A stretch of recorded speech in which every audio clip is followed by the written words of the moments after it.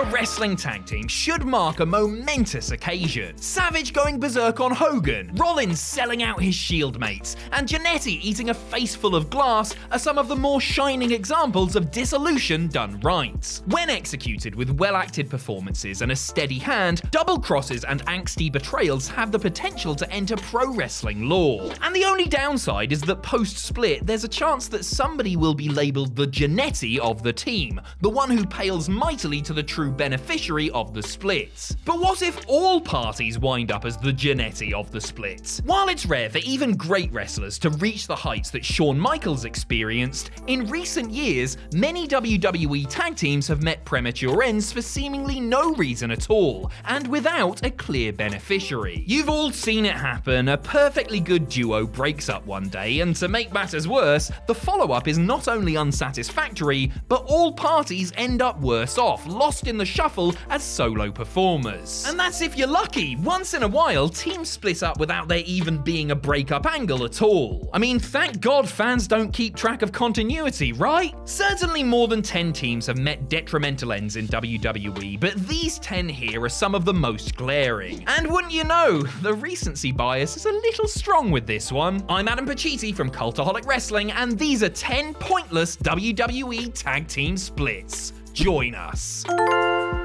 Number 10, American Alpha. Now, this one will get some partial credit because there was actually an idea to push one of them as something more than a tag team wrestling machine. But before then, Jason Jordan and Chad Gable were an ideal duo, two masters of the mat with impressive amateur credentials, augmenting their unique skill sets with showman-like pro wrestling acumen. They could have been a modern-day Steiner brothers, but if you were to split them, many figured that Gable would be the breakout star of American Alpha. Yes, many figured that, but that's not what happened. After a very successful NXT run, Jordan and Gable's time as a main roster duo failed to reach the 1-year mark. That's because Jordan was pulled over to the Raw brand as the centerpiece of the Kurt Angle's illegitimate son angle that suddenly sprung up. The idea was to push Jordan, though the crowd just wasn't buying it. There later appeared to be designs on turning him into a smarmy, insincere heel, but a legit neck injury derailed his days inside the ring. As for Gable, he was solo for all of 1 month before getting paired with fellow Golden grappler Shelton Benjamin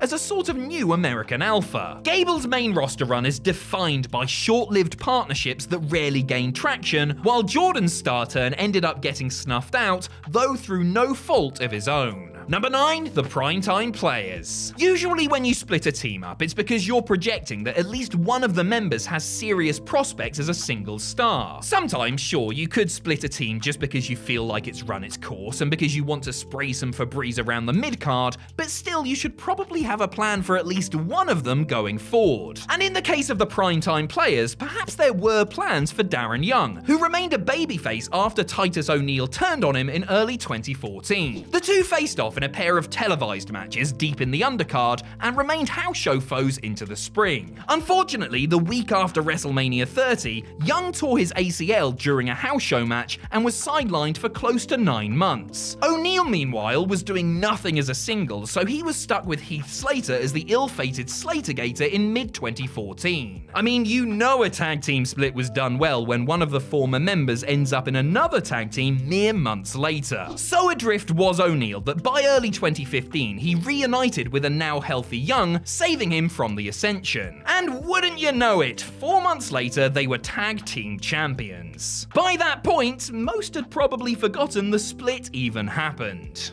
Number 8, the Riot Squad. When Ruby Riott, Liv Morgan, and Sarah Logan first appeared together as the Riot Squad at the end of 2017, they felt about as thrown together as lunch at a buffet where half the steam trays are empty. Nothing against the trio and their capabilities, but they didn't have a clear unifying theme at first. Plus, they arrived at a time when Absolution also debuted, and there was this obvious rush to load up the women's side of the roster ahead of the 2018 Royal Rumble, where the women would finally have their own match. But while the Riot Squad did feel feel random at first, they eventually developed distinct quirks and were unique and colourful enough to build a cult following. So it was a bit of a head-scratcher in the spring of 2019, just 17 months after the group's formation, that Morgan was moved over to SmackDown in the Superstar shake-up. Not long after, Riot went out to have shoulder surgery, meaning the entire group was now separate from each other. Hey, it's not like there were these newly minted women's tag team titles that they could have fought for or something, you know? Meanwhile, over on SmackDown, Morgan appeared on TV once every third full moon, so what was the point? Come early 2020, following Morgan's involvement in the Rusev-Lana Lashley fiasco, the group crossed paths, albeit under acrimonious circumstances. Logan was later released and Riot and Morgan eventually reunited, begging the question once more,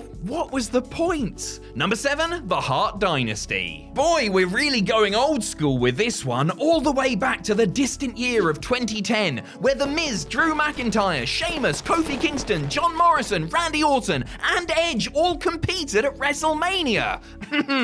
Two young stars who emerged in that era were David Hart Smith and Tyson Kidd. The former is the son of Davey Boy Smith, and the latter a longtime family friend, as well as the husband of Jim Neidhart's daughter Natalia. WWE has put such a premium on second and third generation talents, tying their stock and personae to their parentage, that a pair of genuine talents like Smith and Kidd seem to have nowhere to go but up. After a dominant summer as tag team champions, Smith and Kidd lost the belts in September and never regained them. 2 months later, Kidd walked out on Smith during a match on Raw. After losing to Kidd in a 2-minute Raw match the following month, Smith was relegated to the C-shows and later released in 2011. Kidd, meanwhile, cycled through bodyguard Jackson Andrews and a series of managers from the past before splitting his time between the SmackDown undercard and a not exactly developmental NXT. Post-Dynasty split, the attempts to push Kidd really felt like throwing things at the wall to see what stuck. Come 2012,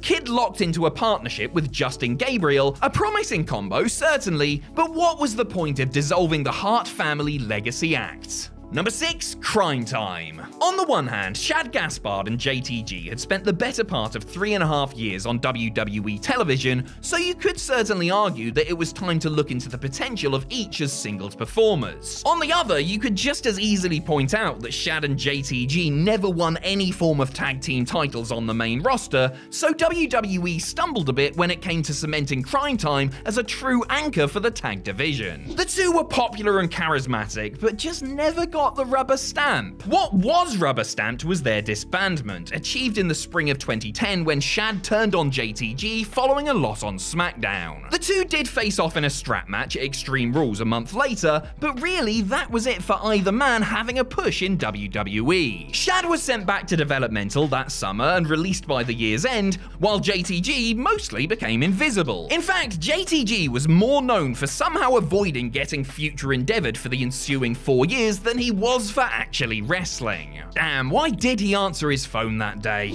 Together, they were a perfect team. JTG carries the match, sells for the heels, then Shad comes in and cleans house after the hot tag. Fans loved them, and they had an undeniable it factor, but alas, they were split, and neither benefited from it. Number 5, the Dudley Boyz. On the surface, fracturing the Dudley brethren isn't the worst idea. While Bubba Ray and Devon Dudley rate among the greatest tag teams who have ever set foot inside a ring, each man was distinct and talented enough to stand on their own. This was especially apparent in the case of Bubba, whose run as Bully Ray and Impact was hard to find fault with, Brooke Hogan and Aces and Eights aside. Devon may have never been a world champion, but he's extremely valuable as a performer in his own right. But when WWE split them in 2002, it just didn't work. It was in the first ever brand split that Bubba was selected by Raw and Devon got pulled to SmackDown. This in spite of the fact that other teams and groups were drafted collectively, so it made no sense in kayfabe to separate the two. But that is what happened, as Bubba functionally remained Bubba but solo, while Devon became a corrupt reverend. Within 8 months, WWE realized that 1, they're better off together, and 2, Raw's tag team division is just a bunch of random singles fused together, so the decision decision was made to get Devon traded back to Raw. The reunion didn't refresh their act any, but it didn't matter. The Dudley Boyz were an old reliable that could bring consistency to any tag division. Had the singles pushes been more substantial and showed more lasting power, it would have been a different story. Number 4, Heavy Machinery. You can actually make a reasonable case for splitting up Heavy Machinery. Otis has a 1 in a million personality and presence and can certainly be his own act. Tucker may not be as unique as Otis, but in playing the straight man of the tandem,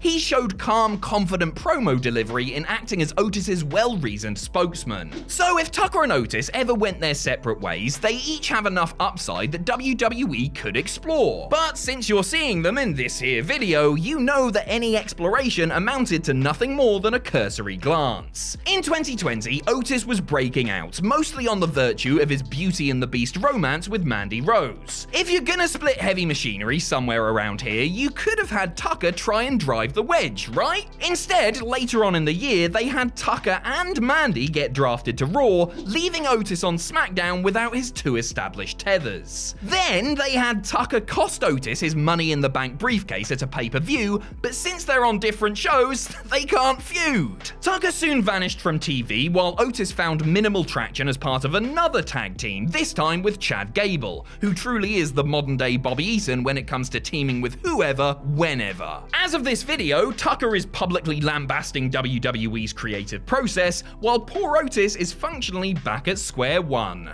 Number 3, the Wyatt Family. Upon their main roster arrival in the summer of 2013, Bray Wyatt, Luke Harper, and Eric Rowan had everybody's attention. For the year or so that followed, the group had its ups and downs, its awesome moments and its forgettable occurrences. But through thick or thin, the Wyatts were unique. Nobody else in WWE was in proximity of the niche that they were filling. Splitting them up, if you were to go that route, would require an earth-shaking TV moment, something the level of Seth Rollins' Shield double cross to make the split worthwhile. Instead, barely 14 months after the group's debut, Wyatt just announced in a vignette that he was arbitrarily setting Rowan and Harper free. No angle, no animosity, no reason. And so Harper stayed a heel while Rowan briefly became something of a savant-like babyface. They clashed in the 5-on-5 match at Survivor Series, but with little individual motivations. The two and Wyatt clashed for a segment in the 2015 Rumble match, but that was it. By mid-year, Harper was suddenly back with Wyatt without explanation, and the two were joined by Braun Strowman. Then, a couple of months later, Rowan just suddenly appeared by the Wyatt side, with the commentary amounting to, "Oh hey, it's Eric Rowan," in the same tone you would say, "I think the bank closes at 3. So this group comes apart, and there's no major fallout, just a long respite before they reunite, a pattern that they would somehow follow for the next couple of years as well. Number 2, the Iiconics. The 2021 sequel to 2020's Black Wednesday saw 10 individuals get excised from WWE's roster,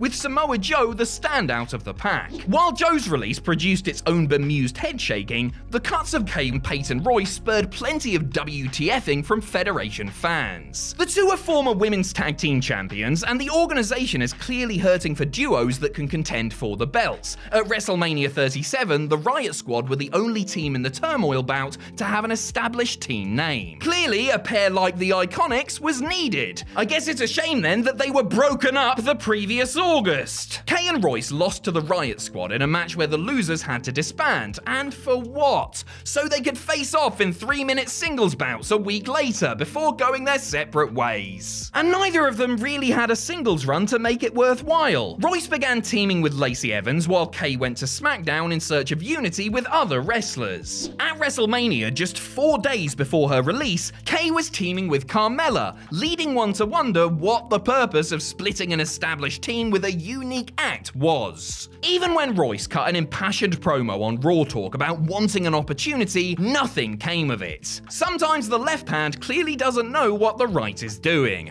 That, or it knows the right hand is counting peacock money without a care in the world. Number 1, Enzo Amore and Big Cass. Understandably, this was a polarizing team, especially in the aftermath. Both men have had a troubled troubled last few years, were considered unwelcome in their brief Ring of Honor foray, and Amore generally garners far less empathy than his 7-foot counterparts. But what can't be denied is how much their act was working in WWE. Enzo, love him or hate him, is a one-of-a-kind promo that knows how to work a crowd. Not to mention, he takes a pretty good ass-kicking, which paves the way for the Big Cass hot tag, upon which the Giant bulldozes his way through the heels. Enzo and Cass could have spent more years as WWE's Ultimate Opening Match tandem with that dynamic, but the decision was made in 2017 to pull them apart. The two briefly feuded, but it wasn't a good feud, and Cass ended up shelved with a long-term injury. Then Amore became the unlikely Cruiserweight champion prior to an ugly 2018 firing. Cass was gone later that year after he disobeyed Vince's order in a SmackDown angle. Just a year earlier, they were a tag team still looking to cash in with a championship win. Perhaps Amore's accumulation of backstage heat made it necessary to give Cass a solo run, but in on-screen canon, it just looks woefully wasteful. Cass was not the same without Enzo to provide the noise, while Enzo wasn't the same without Cass to make the save. In WWE, the two were made to be a team, and like so many ideal combinations, they suddenly found themselves separated with little to justify that separation.